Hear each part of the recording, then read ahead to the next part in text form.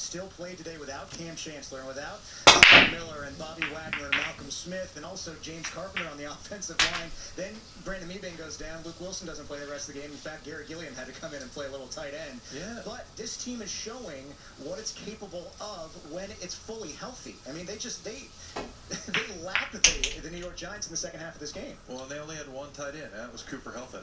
Well, I mean, Gary Gilliam was offensive tackle, has to report to come in as a tight end. So, yeah, it's you're going to see once they start to get guys back. And I think the offense particularly really showed what they can be when you have not just two offensive linemen back, but you got two Pro Bowlers with Max Unger and Russell Okung. So that really mattered a lot. I know that was a big key to your them getting a victory today, Mac, for you, because in the running game, that's what they're all about here. When you can get that continuity with those two guys back in there, it makes a huge difference. Yeah, I just thought they could be dominant on that against this New York Giant football team that had really been struggling to stop the run all year long. But these guys were able to do that today, getting those two guys back healthy. But also, I mean, Brandon Mebane, that's not good news right there.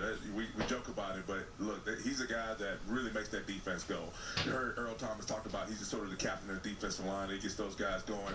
And he's just been playing at such a high level to me at Pro Bowl level this year, although he never really kind of gets the credit for it. I mean, he really at the point of attack, being able to run the football, he gets so low and is able to get underneath those offensive linemen, push them back in the backfield, and at that point, you just have no play, and nowhere to run for those running backs. So hopefully it's not anything serious and he can get back next week or at least in the next couple of weeks, because they're going to need him going forward for sure. We want to see that belly roll as soon as possible back out on the field. Brandon Mebane, hope he gets better. Speaking of the offensive lineman, our Ian Furness caught up with Justin Britt. We're going to hear that after the break, but a reminder that next week the Seahawks are again on Q13 Fox. It's a 10 a.m. kickoff from Kansas City. 6-3 Seahawks against the 6-3 Kansas City Chiefs. It kicks off a doubleheader here on Q13 Fox, followed by Seahawks game day at 5 o'clock following the OT with reaction from head coach Pete Carroll and the players. It's all again on Q13 Fox, your official Seahawks station. We'll be back with more Seahawks game day after this.